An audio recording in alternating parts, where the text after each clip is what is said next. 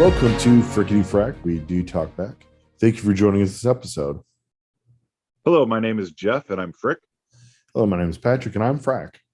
Frickety Frack, We Do Talk Back is a show where we will discuss different aspects of fandom and how they relate to the gospel. And we are going through the Prime Video series Invincible and connecting lessons from each episode to teachings in the Bible. And just as many of you are, we are also fans of other things as well. So when we finish Invincible, we will go in a different direction and look at anything ranging from anime, comics, video games, movies, or other things that we're fans of. We got the name of the show from our father, who dubbed us Frick and Frack since we were kids. All right, and the title of the fifth episode is That Actually Hurt. So we open up the episode with a seedy alleyway and warehouse being attacked by Titan. He makes quick work of the criminals, telling him to send a message to their boss that if they're found on his turf again, he'll kill them. Invincible is then in the city fighting Kill Cannon, making Mark late for meeting up with Amber. He explains that he was late because he got her Japanese cheesecake, and she's mad that he went all the way across town to get her something, which also happened to make him late. Titan is then seen leaving a building he's set on fire. The residents wonder what they ever did to him. He hands them money and tells them of a place that will put them up for a few weeks.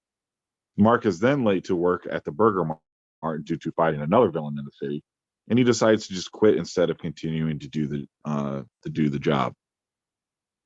Titan is seen threatening another criminal, but decides to go easy when he sees that the criminal has a kid. Mark is then shown being late to school again and runs into Principal Winslow. Principal Winslow is concerned about Mark's academic future and his recent attendance issues. Titan breaks into a technology facility and steals a chip. He offers the security guards a chance to leave the facility alive if they just let him go and fire into the air and say they did everything they could to stop him. Mark is then seen texting Amber about a date while getting pummeled with objects from an unknown villain. Titan is then seen giving the chip to Machine Head. Machine Head takes the chip and inserts it into his head. Titan tells him that he is done and no longer wants to be associated with him. He's paid his debt. Machine Head tells him he's too useful and Titan will continue to work for him because he knows where his family is. Mark is then in space with his father diverting an asteroid. Although Mark struggles, he does stop it and sends it flying back into space. His father explains that was actually a small one. Mark then gets a notification about his day with Amber and wants to leave, but Nolan wants him to stay. Nolan eventually does relent, and he allows Mark to leave this one time. Mark arrives late to his date with Amber that was supposed to be with Amber's mother, his first time meeting her. Amber airs her frustration with Mark that she is not a priority. Amber explains that she won't continue this, and Mark does begin to consider almost telling Amber that he is invincible and that's why he's always late, but decides against it. While pouting on his way home, he gets a call from his dad to fight the elephant. At home, Debbie discovers the notebook left behind by Damien Darkblood. In the Wilkins household, Eve informs her parents that she is no longer dating Rex Blode and is no longer a part of the teen team. Her parents begin to explain that they're nervous about her continuing on her own without someone there to protect her. She states that she doesn't even know if she wants to continue hero work, which makes her parents happy because she shouldn't be doing it at all. In anger, she states she's capable of doing anything she wants and leaves by creating a door out of nothing. While Invincible is flying, he sees a painted message from Titan on a building. He thinks Titan wants revenge, but Titan just explains he needs his help. Invincible initially scoffs at the idea since, he's a criminal. Titan laughs at Mark and says, "You don't even know what that word means." Titan explains he's not a criminal. He just owed one money, and now he can't get out of it. Titan wants Invincible's help to take down Machine Head. Invincible is reluctant to help since he's a big picture hero. Titan shows Invincible how Machine Head's operation works, and he explains that if Mark helps him take down Machine Head, he will have an opportunity to help real people. Invincible wants to know why he borrowed money from the Machine Head to begin with. He says it wasn't for him.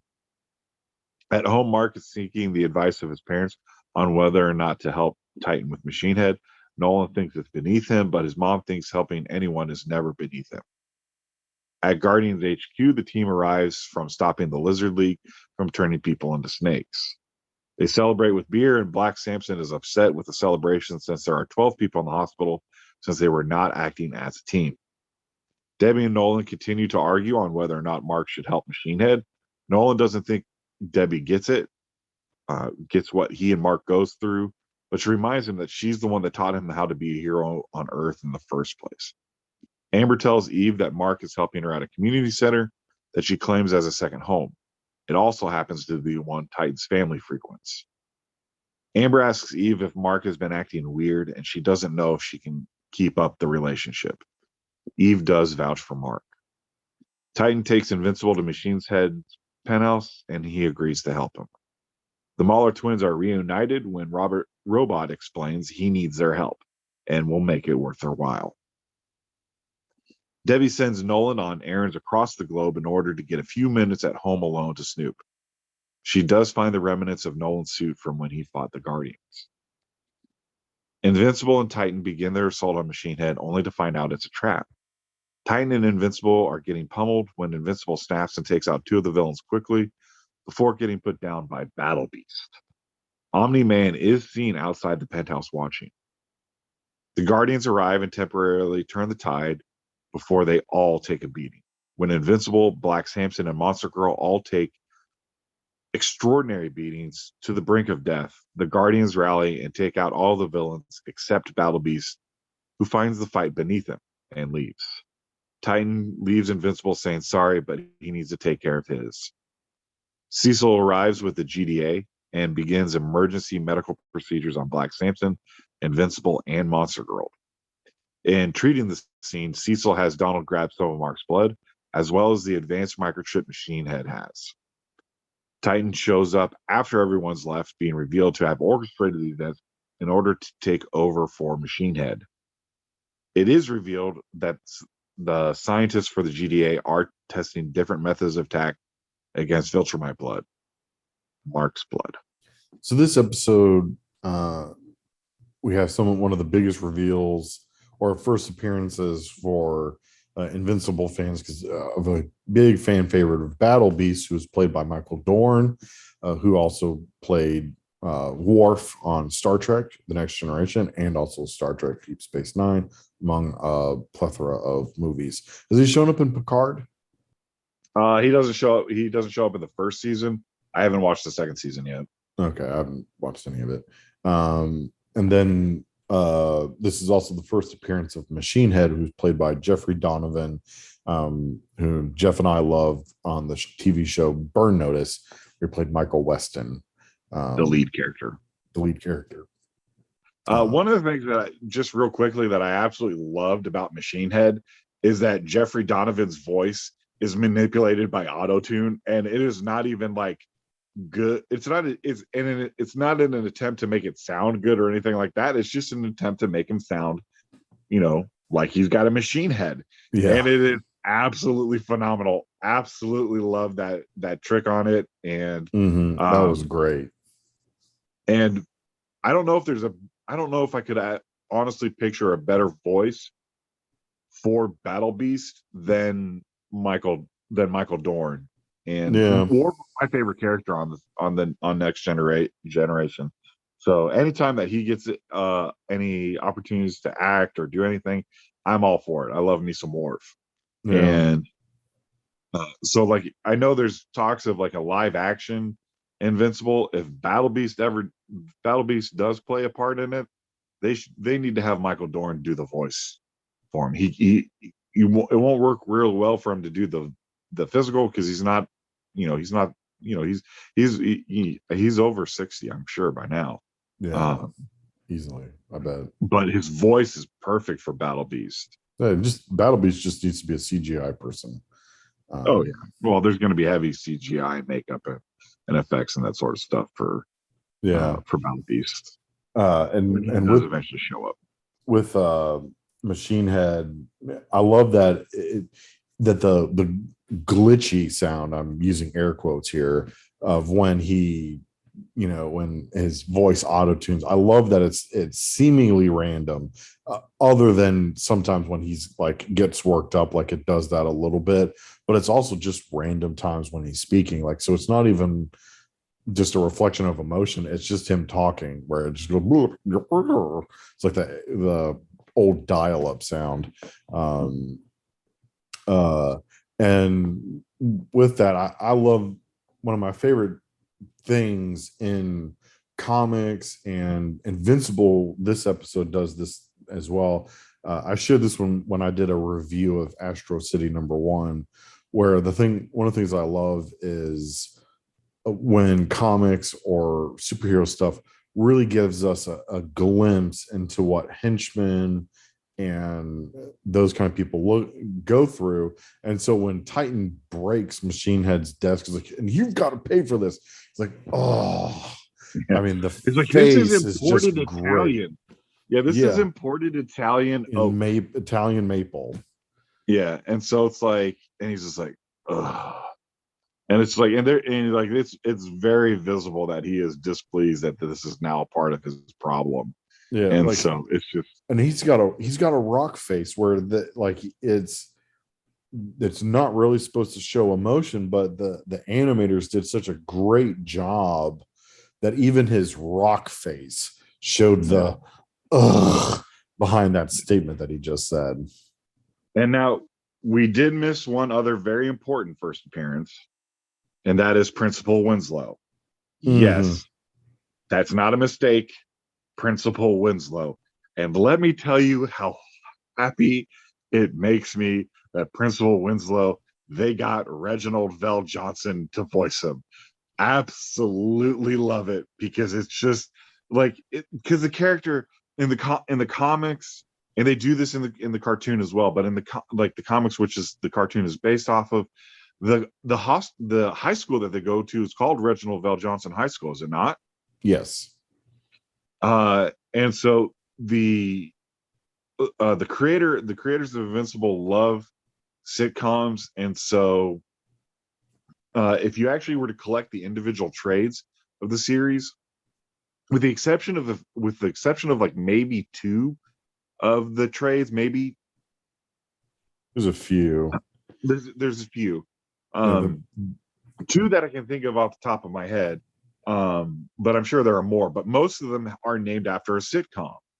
And so they have a true love for sitcom. And then in the very beginning, there are a couple of different references to the show Family Matters. First, the references of Principal Winslow and Reginald Vell Johnson High School, and then there's a student that showed up in a few issues named Steve White.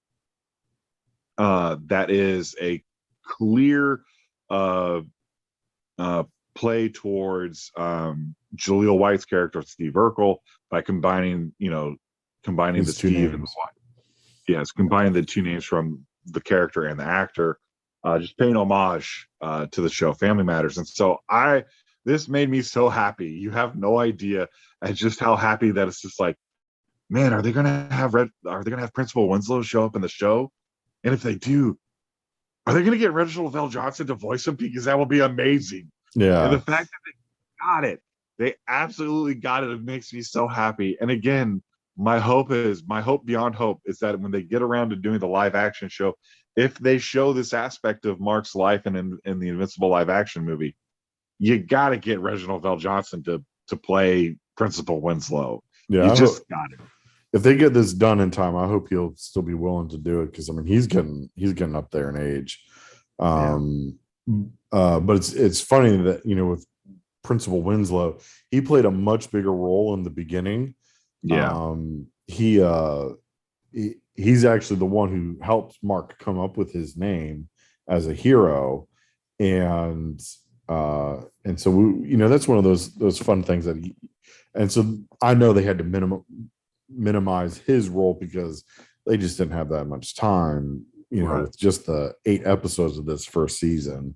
On top of it too, one of the things that they've really in the comic, when you read the comic, his high school life plays a much bigger role in the beginning of the series than they've depicted it in the animated series, and will depict it for the rest of this particular season. Right. I can't speak for season 2 since it hasn't come out yet, but the comic like William and Amber, and and Eve.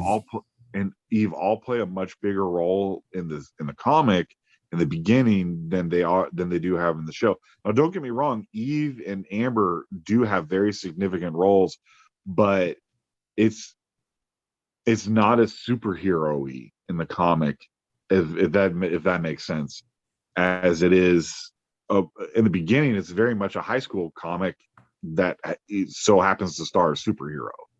Is Right. kind of how I would describe it. Yeah, and so anyways, it's great seeing Reginald Vell Johnson and Principal Winslow. But that's speaking of that, like this is kind of the episode where they really deal with the high school part of it. I mean, they do it a little bit more in the coming episodes as well, but this is the big one where Mark's having this trouble of balancing being a hero and being in high school, because they've still got, we do apologize for quote unquote spoilers, but this show has been out for like almost a year now. But we still got the college trip, and then we've got the big twist that we won't announce just yet. But so this is kind of like the wrap up and conclusion to his high school life, at least for this season, Yeah, in a really meaningful way. And I get it. Like it makes sense. Like like if you really want to get people hooked on the show, they can't really, you want to get the superhero stuff, and so and I get it. And so they're doing, like I said, they, like we've been saying in each episode, in each of our episodes, they're doing a lot of stuff. It's not that the stuff that they're doing is out of canon, as much as it is just out of order Right. from the comic. Because I think this takes place a little bit later in the season, but I may be remembering wrong. But you're right. Like this is their episode to really show that, like, Mark has, like you're saying, like Mark is really struggling with finding the balance in his life as a superhero. Like, how does he get schoolwork done? Does he want to go to college? This is the first time that he's brought this up, that he's even considering not going to college, which I like. This, like, they actually pull this from, because I don't really remember the comic ever being like, when he was in high school, him not wanting to go to college. Now, in the comic, when he gets to college, he's kind of like, yeah, I just really don't have time for this. Right. And so he never finishes college, as far as I'm aware. I don't think he does. And he goes on to quote unquote bigger and better things. But yeah, so this is the first time they brought this up, and I liked it because it kind of reminds me of Spider-Man: Homecoming a little bit, where when Peter is, he's dealing with the same thing, struggling, finding the balance between social life, school, and superhero work, and he's just like, he's like, even though he's this 15-year-old kid, he's just like, I'm practically an Avenger. I'm not even gonna, like, why am I even going to stick around in high school? Like, as soon as Tony moves all of the Avengers upstate to that facility, I'm going with him. Although, shock, nope, you're not, or that wasn't in the plan. But anyways, so yeah, so I really like this aspect of it, like where we get a little bit more of what's going on with Mark in high school, because like I said, it is something that is actually a very big part of the original of the comic. Is like they dealt with high school stuff a lot more, and also on top of it too, his life at Burger Mart. Like, there was a lot of stuff they did at Burger Mart. Well, I don't know about a lot, but He quits pretty early on. I feel like from Burger Mart, he doesn't work there for very long, but then they keep going back to that Burger Mart, and but yeah, I don't think he works there. He actually, in the grand scheme of things in this show, I think he actually lasted longer in the show at Burger Mart than he did here in the comics. And I think you're right. I don't think he lasted very long. And I do remember the comic that his dad was very happy that he quit his job because it gave him more time to focus on his training. So. Right. And so, speaking of the drama and everything, one of the best parts about this is the relationship humor. You know, Jeff is, as Jeff pointed out in the beginning part of the synopsis.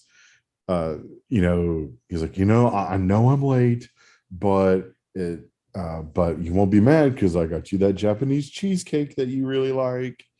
Mhm. And she points out the flaw in the thing. He's like, I would just be happy if you would have showed up on time without the cheesecake. But he's not really late because of the cheesecake, but in her mind, she's like, you're late because you went to go get me cheesecake when you didn't have to. Yeah. And so it's always one of those funny things in high school dramas and things like that, where romance and stuff like that, where you always um you know the guy or the girl does something bad, but it's like, but I knew you'd be mad that I did this, but here's cheesecake. And which, I'm not gonna lie, cheesecake will usually make me happy. Make me feel better. Yeah. Or some kind of dessert along that way. No. um I'd rather have, if you're going to be late, show up with a steak. But or yeah. that's just me. Um, but and I 100% love that when he's texting Amber, he's texting and he's getting these random objects thrown at him by a supervillain. This doesn't even phase him. He just sits there texting, and then he finally sends the last one, and he gets hit by something like the heaviest object that they finally throw at him, and he like, you can tell it's just like he's genuinely annoyed now. It's like, can you not see I'm trying to have a conversation here? How, Yeah. it's just like, I love this aspect about when, as they bring superhero stuff into more modern times, when they're like, I'll beat you up in a minute. Can you just let me finish my text conversation with my girlfriend? Really? And so, and Right. I just love it. I absolutely love that scene. That might be my favorite scene in the entire episode. It's Um, definitely it's really no, great. no, I take it back. I have one other scene. There is one scene that I absolutely actually love more than that scene, but it's for different reasons. This one, that's a comedy reason. My favorite scene is actually when Mark is just flying in the sky, and it's right before he sees the message from Titan, and he goes and he sees the airline plane, and he goes down right by it, and he's just like, and he waves at the kid, and you just see that this is like a pure joy moment for him, that's Hmm. just like him getting to just fly. And you just think about, like, I know for me, like, I get asked this a lot because of how nerdy my brother and I are, and we love superheroes and that sort of stuff. And I get asked all the time, like, what superpower would you want? And honestly, there's a lot, my answer kind of changes uh from time to time based on my mood. However, there's always one consistency. As long as that superpower grants me the ability to fly, I don't really care what my other powers are. Because to me, there's such a freedom aspect of flying, and it's like, and it's just a quick 5 second scene, and it's just so awesome to see it, because you just see like just how much he enjoys being up in the clouds and flying and being above all of the stress, all of the nonsense of life, and just enjoying himself. And so, and it's something that's like, was just a really great scene. And I just really thoroughly enjoyed it. And I will say, one of the things too that I really enjoyed was uh be, the elephant showed up, and he's a villain that shows up from time to time. Again, Mark has these random villains that are not that big a deal. And the elephant is one of them. And he is a direct parody of the rhino. And so, and I just absolutely love that he showed up from the comics and into the series. So, and it's one of those things that I really enjoy about the comic books, the comic series, and the animated series, just to begin all together when it comes to Invincible, is that you can see that the people that were behind this show, behind the comic book, genuinely had a love for superhero stuff. So they pull in tropes from different things and just kind of poke fun at it a little bit. And and especially with the dynamic of who Mark is, being a teenage superhero, they do pull a lot of stuff from Spider-Man. Um, but just the fact that the elephant is in there, and you don't even see him fight the elephant, which, for Spider-Man, fighting the Rhino would be a significant battle because of how strong and how tough Rhino is. But you just see, you just know that, Mark's going to go fight the Rhino. And then as he's flying in the sky past Titan, you just see him, carrying the elephant by his nose, by his snout. And so it's just these like fun little quirky moments that are just absolutely so much fun. Um, that we have. And again, another fun scene. And then again, this is actually something straight out of the comics. Yeah, Mark and carrying Titan, Mark carrying Titan around. And which is something so great that they bring this up. That it's just like, you don't ever think about superheroes that are flying people around and how they carry them and how comfortable it is. Now they don't do all of it from the comic, because they do show him carry Titan a couple of different ways in the comics. So the first way they carry him is from underneath the armpit, mhm. and and Titan is like, wow, this is really not comfortable. And he's just like, well, I mean, there's really only one other way I can carry you. And so then he starts cradling him like a baby, and which is the only aspect that they show in the TV series. But it's just like, it's just this like great moment in the comics, and I'm so happy that it made its way into the TV series, because again, it is just such a great moment that it's just absolutely ridiculous.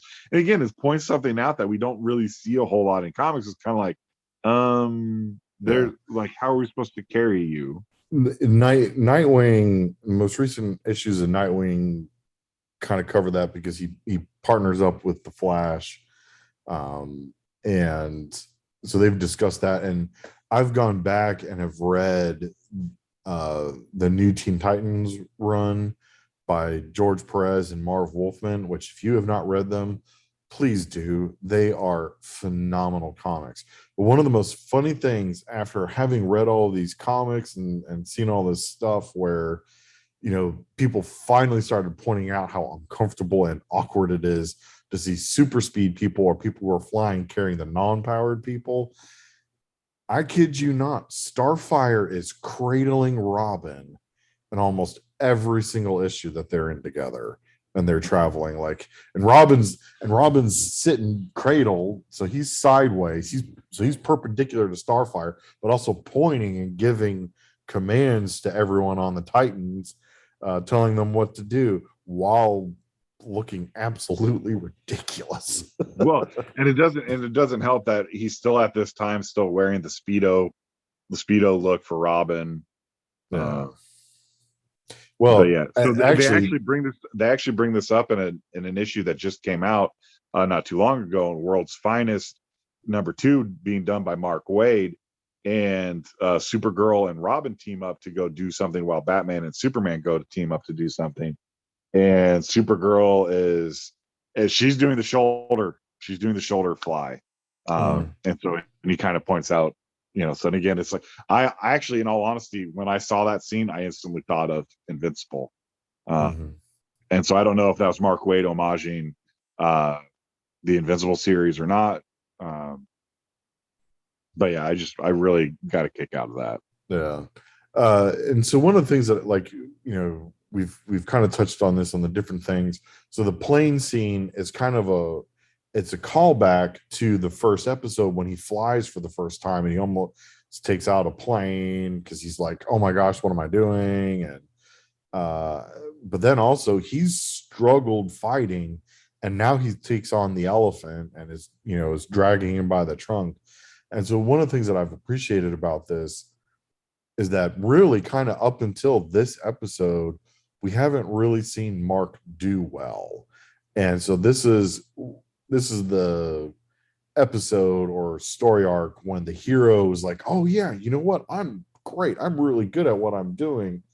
And then the hero gets their butt kicked, and they realize that they still got a long ways to go. It reminds me of the Ninja Turtle cartoon show from 2012.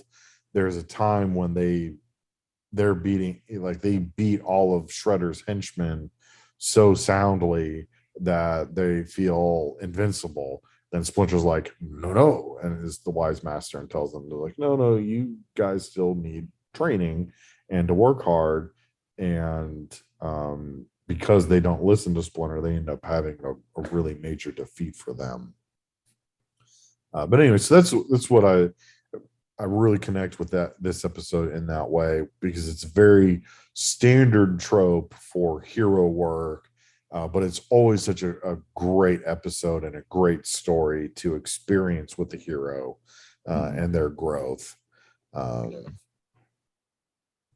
So And so the last thing that I kind of want to bring up before we get into the biblical aspect of the episode is actually what happens in the Wilkins household. This scene, I'd actually kind of forgotten about this scene from the first time I watched it and then rewatching it.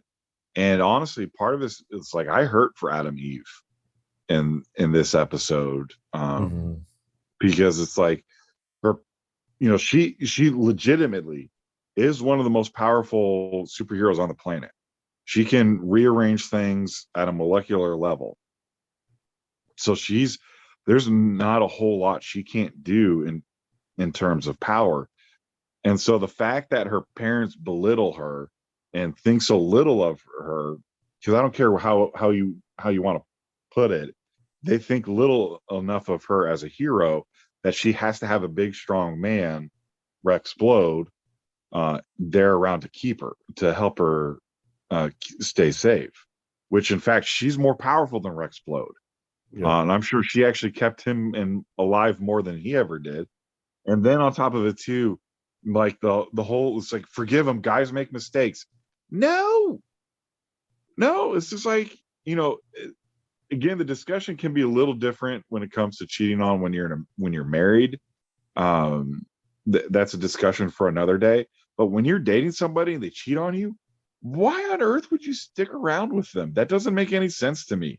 Like, I know, it's just like in my days in ministry, and especially dealing with like campus ministry and people, it's just like, can't tell you how many people I've talked to. It's just like, oh yeah, they cheated on me about multiple times, but I keep taking them back because that's what Jesus would do. It's like, no, it's just like, yes, you forgive them, but don't continue to be paired with them. There's also talks about being being yoked with somebody even to you. And so, like, if they can't stay in a relationship without cheating on you, why would you keep yourself there? Why would you stay yoked to them? And so it's just like, I was like, I really felt for her on that. It's like, it's like, oh, you got to forgive them. All guys make mistakes. First of all, no, they don't. Some of us don't do that. When we're committed, it's like some of us, like when we're dating you and we're committed to you, I don't care about any other women. Like you're the only woman that I care about in that way, in that capacity. So anyways, and then, to say there's just an 18-year-old girl, so it's like, so it's like, again, she's an adult. And on top of it too, she's incredibly powerful. It's like the fact that it's like her just making the decisions, like, you know what, I'm not even sure I really want to be a hero anymore. It's like, oh, good, you shouldn't have even been doing it in the first place. She's got powers, and she's one of the most powerful beings on the planet. And so it's like, so why wouldn't she want to do something where she could help people? And if she thought superhero work was where she should do it, then she go on do it. They're going to start touching on, I would imagine they're going to be touching on a little bit in the next season, some of the stuff that Eve decides to do with her powers. But anyways, so spoilers there, but I do absolutely love that she's just so ticked off at her parents that she turns a part of the outside wall of their home into a door, so she just go out and leave. And then the dad yells at her, and it's like, you better not leave a door there. And then the door slams in his face. Absolutely love it. Absolutely love that scene. And it's a good scene too. And I'm a parent, and like their desire for her to be on a team, I totally get that. Like I like, oh yeah, and I get that. You got a team around her to watch her back. That's great.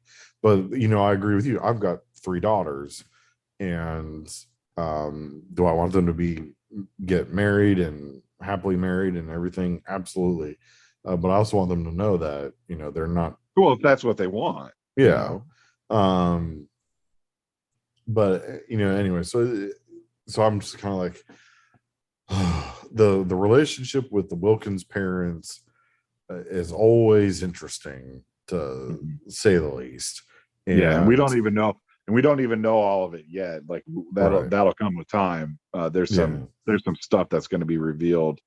Yeah, if they'll get around to it, because I mean it's way down the road and stuff. But like one of Yeah, the that's last conversations with the Wilkins parents, one of my favorite parts about it is that Eve was like, did not expect for it to turn out that way, and it's such a positive and great way. Like anyway, so we won't get into that just yet, because it's a big spoiler. Well, not like big spoilers, but she ends up having a really great closure with both of her parents, at one point in the comic series, and it's really good. So in this episode, uh, our biblical theme comes from James chapter 1 verse 27. And this is what it says: religion that is pure and undefiled before God the Father is this, to visit orphans and widows in their affliction, and to keep oneself unstained from the world. So the reason why this Bible verse was chosen was because, Invincible, he gets this really big lesson on dealing with the difference between big picture heroics and street crime. And this is one of those things that I love, the dynamic in that when Marvel or DC Comics does this, because it's such an interesting time. So, for example, there's one time in Spider-Man comics where Spider-Man and the Human Torch go to Wilson Fisk's office or something like that. I can't really remember what. And so, but Wilson Fisk has all of these like expensive paintings, and Johnny Storm's like all backing up his bro and everything. He's like, you need to back off, Spider-Man, blah, blah, blah. And he's like, you don't deal with cosmic level heroes very much, do you? And he's like, no, I do not. He's like, well, because of my cosmic level power, I could just torch everything in this building. And he was like, yes. And then I will sue you for millions of dollars to replace all of my paintings, because you have come and harassed me and come into my place and done this. And Johnny Storm's kind of like, oh, okay. Because not unfortunately, but being a hero, he's not just going to like set him on fire and kill him, because that would be the easy thing to do. But anywho, so the Invincible kind of gets this first lesson in that, like, Omni-Man is trying to teach him, is like, you're a big picture hero. You don't worry about this stuff. You save countries at a time. Like, when you stop someone, you're saving lots and lots of people all at once. You don't do this one-on-one kind of thing, that street crime stuff. Which is kind of ironic he brings that up, because it was, with the exception of that asteroid that he saved the country, his only other thing that they've really showed since then that was like honestly kind of big picture thing was the alien invasion. Yeah. Like, Well, outside of that, it's been like fighting these random supervillains. right. And Omni-Man's just teaching is, and especially when he fights like the elephant, he's like, oh, it'd be perfect practice for you. He's giving him training on how to fight and how to control his strength and things like that. So anyways, and so Titan and Invincible, they really he gives Invincible this glimpse into what it feels like to be a henchman, a hired gun, those kind of things. Because it's like, you can't get out from underneath them, especially if you're good at what you do, because that's the reason why Machine keeps him. And so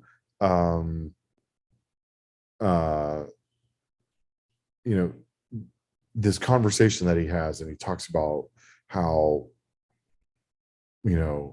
it's so hard, and it gets to Invincible. And so for, you know, Jeff's in ministry, I'm in ministry, um, you know, and in those moments we can get our priorities mixed up. And when you're doing full-time ministry, you know, people feel like that you should be 24/7 and you're out there beck and call no matter what. Like you should always be able to drop whatever you're doing. And there are times when I have to drop what I'm doing, just kind of like what Mark has had to do. Now I haven't had to divert an asteroid from taking out the United States of America, but there have been times where I was like, I've got to go and I've got to stop whatever I'm doing with my family or whatever else I'm working on, and go and do this because a family church members dying or is in the hospital, things like that. Um, and so we can get, and so in our lives, and when we're doing ministry, when we're doing all these different things, so we can get our priorities mixed up. And so that's why it's really important for us to remember what the Bible tells us about what it means to follow in his footsteps. And so one of the things that James is talking about in this letter to his church is like, if all else fails, visit orphans, visit widows, take care of them, and keep oneself unstained from the world. At the nut and bolts, if you're doing those things, you're doing well. And now, does that mean that's the only thing you're supposed to do? No, but that was an emphasis for James and his leadership style, and for his church, was to take care of orphans, take care of widows, and to make sure that you're not stained by the world. And so for Mark as a fledgling hero, you know, he needs to figure out his balance in his life, and you know, schooling, but also save the world, those kind of things. But also, don't forget about the people that are affected. That one of the best things that he does in this is when, unfortunately, he takes out an apartment building, but he holds it up long enough for the family to get their belongings out. Like that's a great mindset where that's big picture and little picture all at the same time. And I just love that. And so that's something that for us as followers of Christ to do, is make sure we're seeing the big picture and little picture at the same time. I know for me, one of the things that's really important is uh, is balance.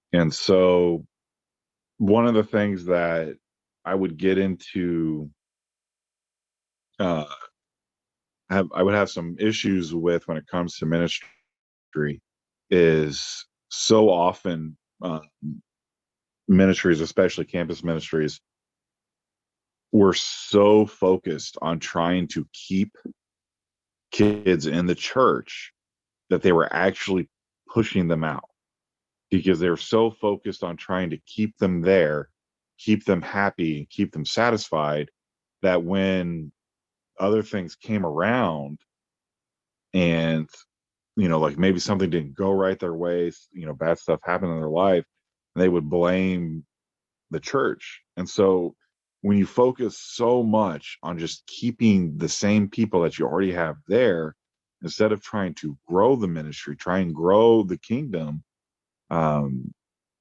it it depletes your resources. Because first of all, that's why churches die, is because the same people are there every single Sunday, and nobody new is showing up, and they're hearing the same messages over and over again. Um, and so instead of doing that, and then on top of it, if there is like, the best way to actually keep them going to church is to keep them engaged in the mission and keep them active and reaching out.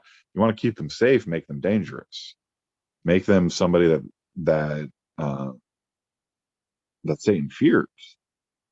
Not be like, I'm not going to bother with them, because if I rock the boat, it's one of the things that I love a lot about the Screw Tape letters in the very beginning. Is just like, you know, in Screwtape's communications, they talk about, it's like, no, don't rock the boat with him. Don't give him an inflection. Don't kill him. Don't kill somebody close to him or anything like that. Leave him be for right now, because if we do anything too drastic, he'll actually catch on fire for God. We don't want that. We want him complacent. Uh, so the easiest way to fight complacency in the church, or to fight uh, the fact that you're not getting anywhere with the ministry, like if the ministry's not growing, is to, like, well, who are you focusing on? If you're so focused on the people that you already have, and not in equipping them, growing them, discipling them to become better, to look out for ways for them to go and serve the community, you're not doing anything with them. You're not making them actual followers of Christ. You're making them followers of you. So, and which, by the way, none of us is really worthy of being followed. If you genuinely believe what the Bible says, we're not worthy of being followed. The only thing about me worthy of being followed is because I follow Christ.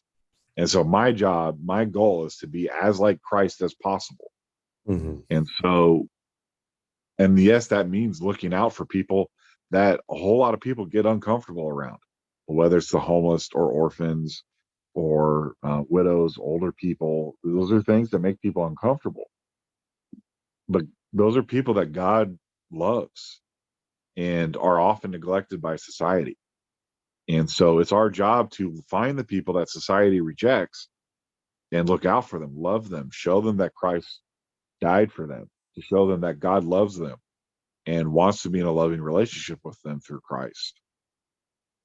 And if we do that, if we focus on that, we're living up to this James 1 philosophy, and that of being a pure and having a religion that is pure and undefiled before God. And so that's the way to do it. It's not rocket science like it sometimes gets turned into.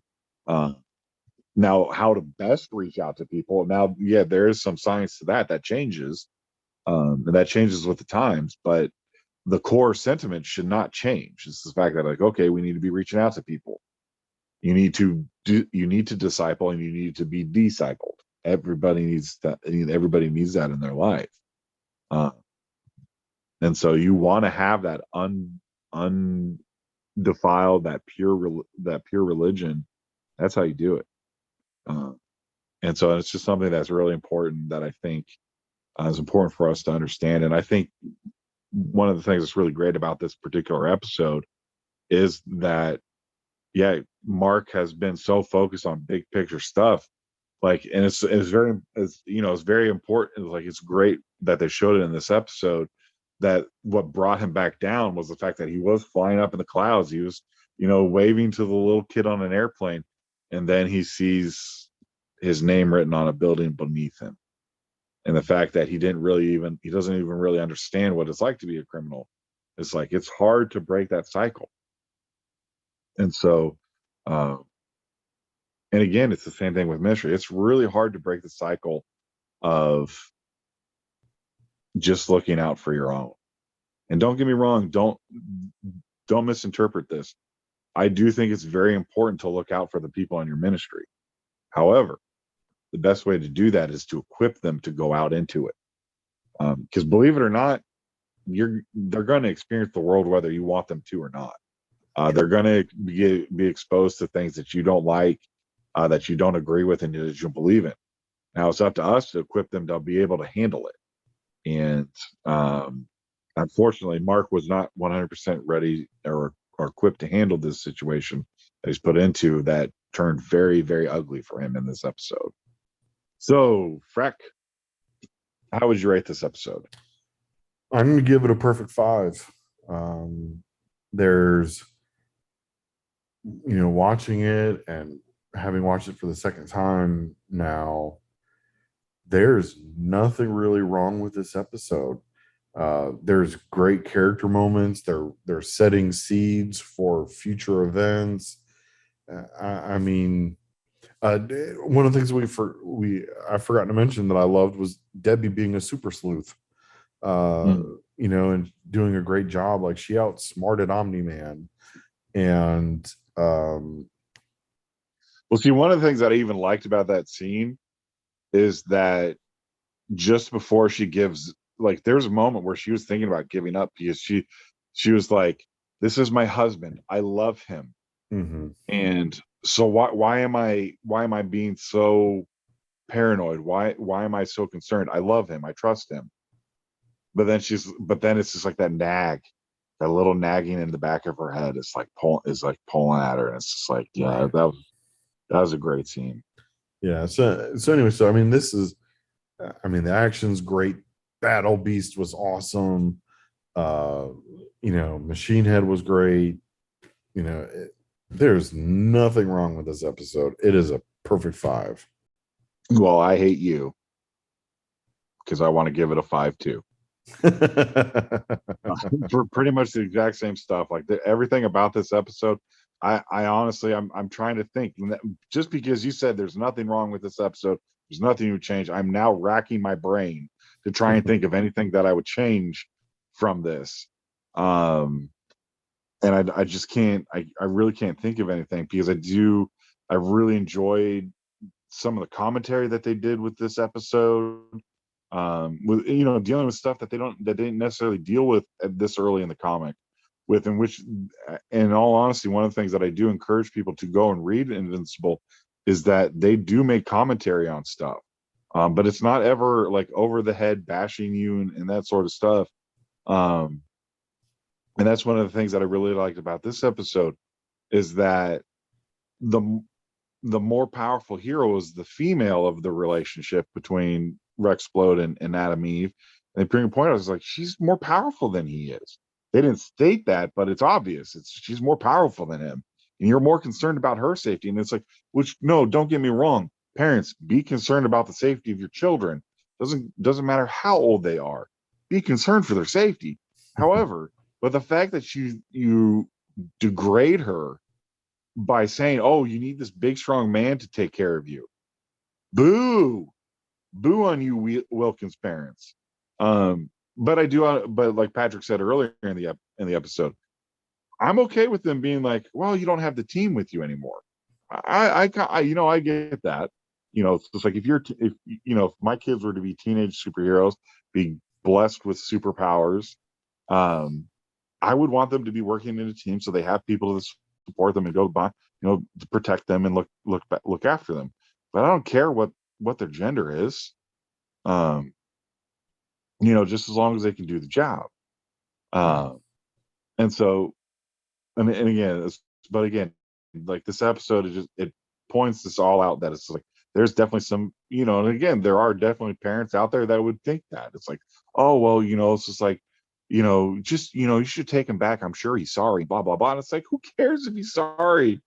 She's 18 and he cheated on her, and not only cheated on her, he cheated on her bad. Yeah. Um, and honestly, not that there's like necessarily different levels of cheating or whatever. Cheating was cheating, but yeah, it's anyways. Um,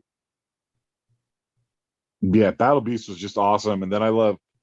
Oh my gosh, what's the villain with the taffy cords? Oh goodness, I can't remember. Oh man, what's his name? I love him. I loved him in the comics piece. He would always kind of show up randomly.